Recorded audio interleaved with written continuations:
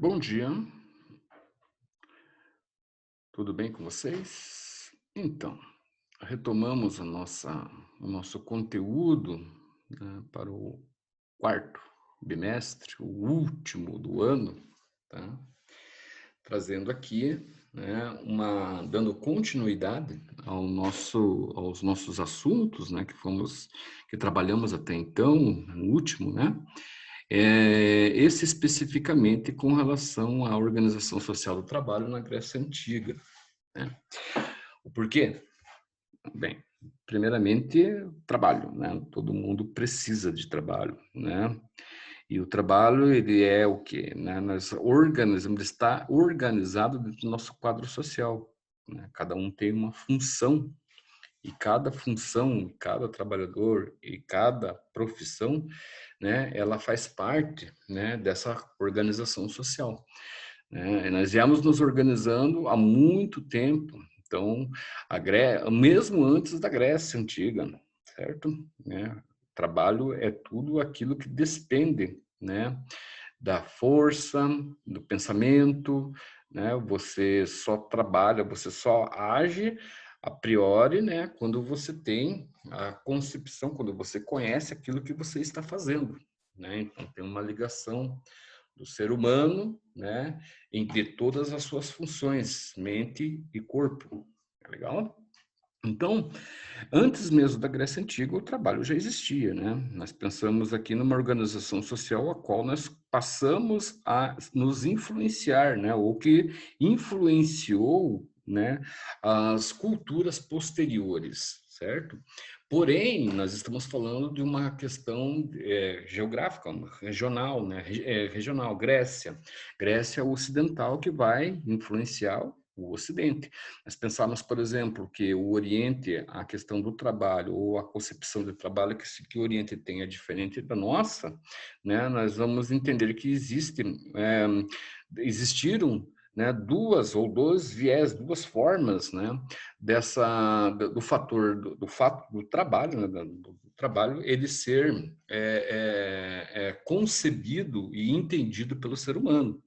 Tá? Se nós pegamos, por exemplo, existem ainda sociedades tribais, em que o trabalho é uma espécie de manutenção, né, do cotidiano, ou seja, se trabalha pela vida, né, se trabalha pela necessidade de sobrevivência apenas, tá?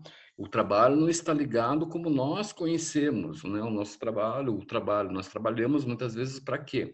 Né? Para objetivar o algo muitas vezes desnecessária, né? Que é o que diz respeito ou está relacionado ao nosso consumismo, né? Este relacionado ao capitalismo. É uma série de questões. Então, se pegar trabalho, por exemplo, na Grécia Antiga, é diferente de se pegar trabalho na Idade Média, é diferente de se pegar trabalho na Idade Moderna, é diferente de pegar o conceito de trabalho na Idade Contemporânea, é diferente de pegar o conceito de trabalho para os dias atuais. Tem diferenças disso, né? Nós vamos falar um pouco sobre como iniciou, como começou, como principiou, como aconteceu, né, o trabalho com relação ao Ocidente, provindo de uma cultura que influenciou todo esse Ocidente, né, há pelo menos aí 4.000 anos, certo? Primeiramente, quando se fala em trabalho na Grécia Antiga, nós falamos que, eu coloco lá para vocês aqui né, no PowerPoint aqui, né, o desprezo pelo trabalho, né? E vocês vão ver que tem muita relação com a atualidade, né? Por que que vocês estudam?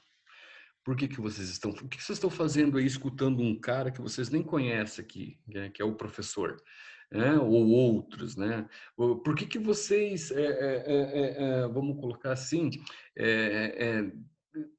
é, não perdem o tempo, né? Mas por que que vocês tiram um tempo da vida de vocês, certo? Que para muitos, né, de repente é um fardo, né, para irem para aula ou para assistir uma aula, né? Por quê? Né? Porque existe uma relação aí, qual que é? Existe de uma certa forma aí uma busca. Qual que é essa busca, né?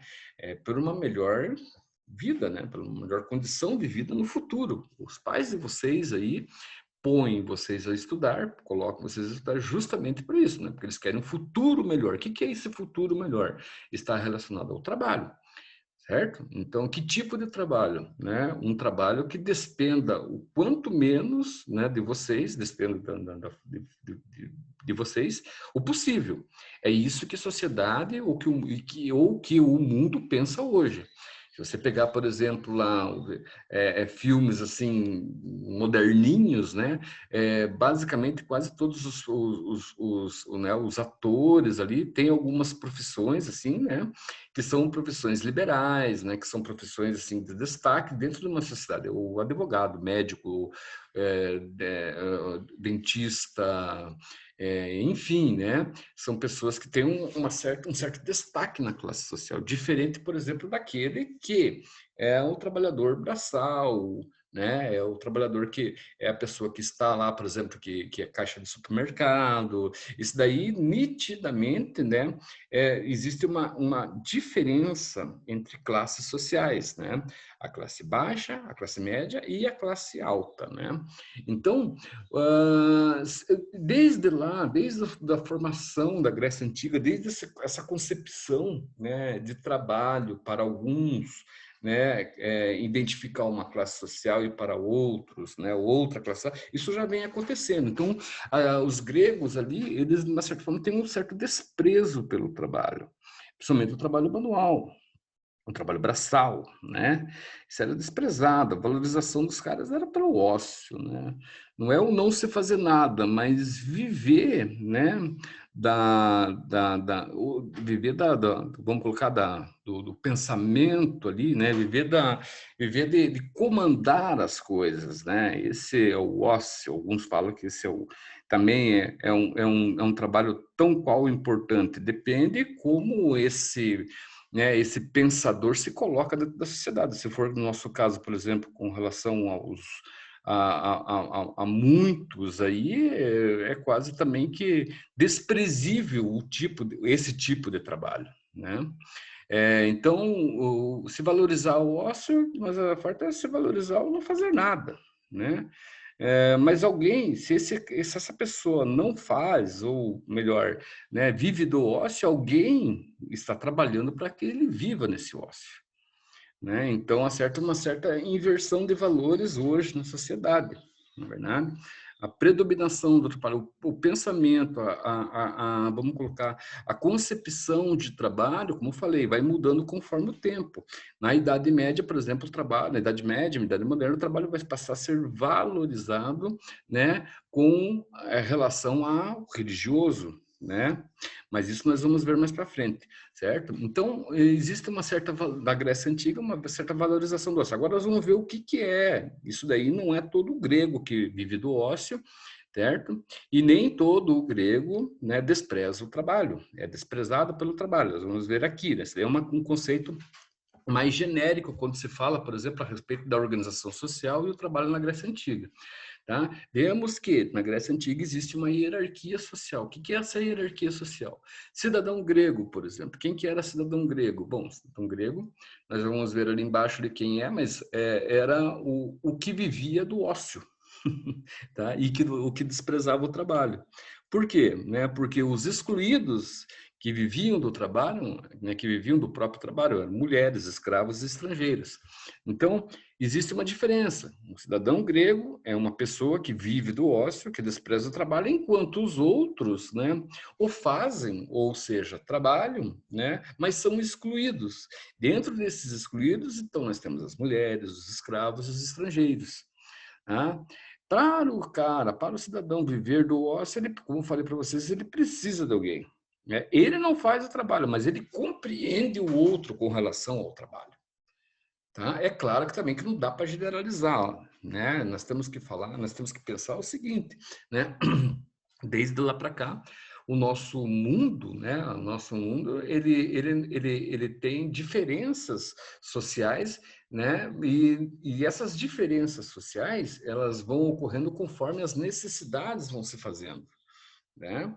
Então, lá, a cidade como sistema político excluía da cidadania estes últimos, que são os escravos, os estrangeiros e as mulheres, legitimando o cidadão apenas quem fosse nascido na Grécia e livre na Grécia, porque ser nascido e ser livre são duas coisas diferentes.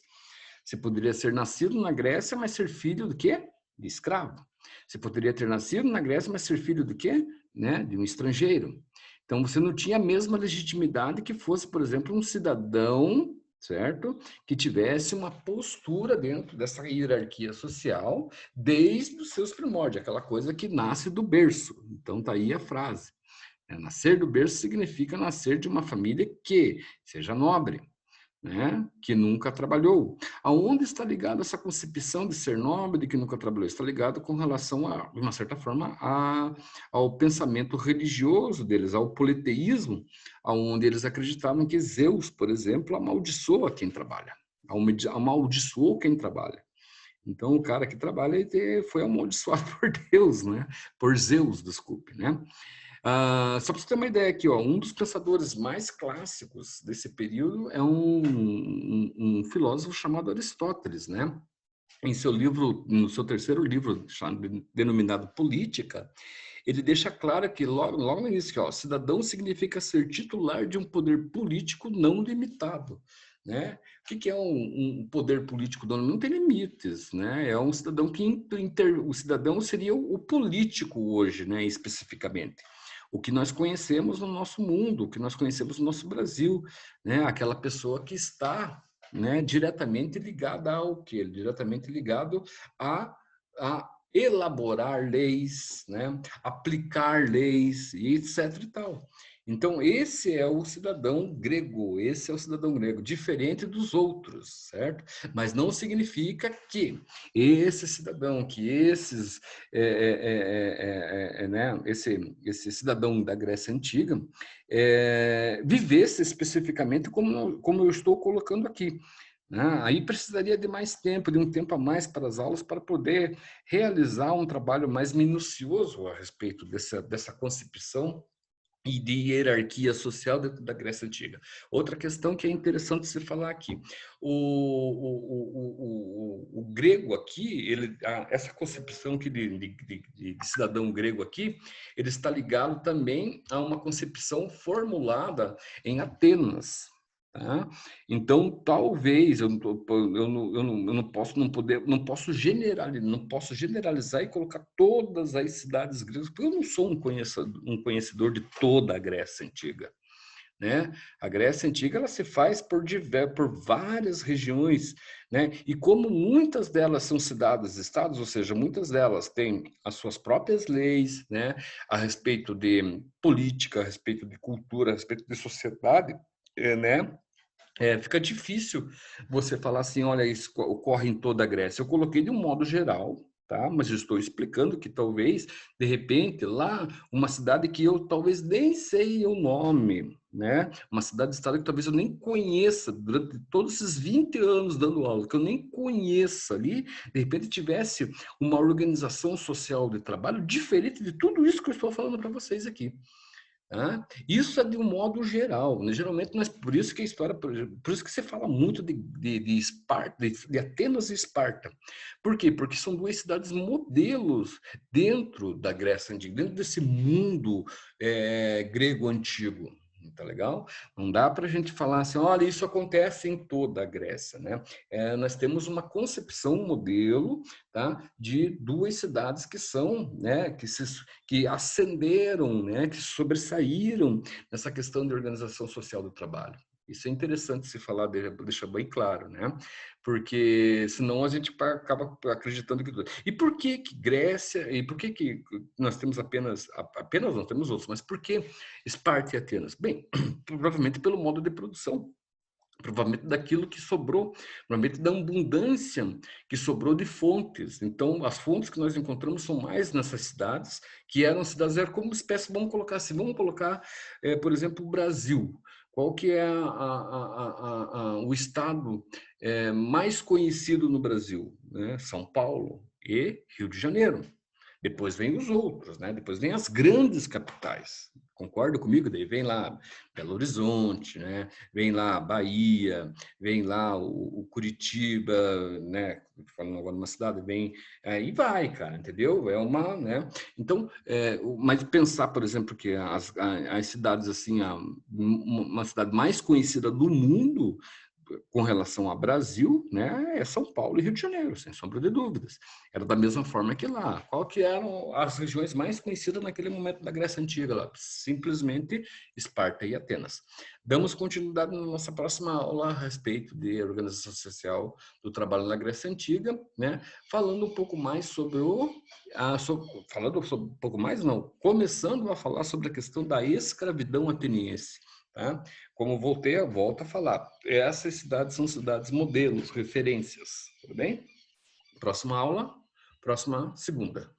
Bom dia e até mais.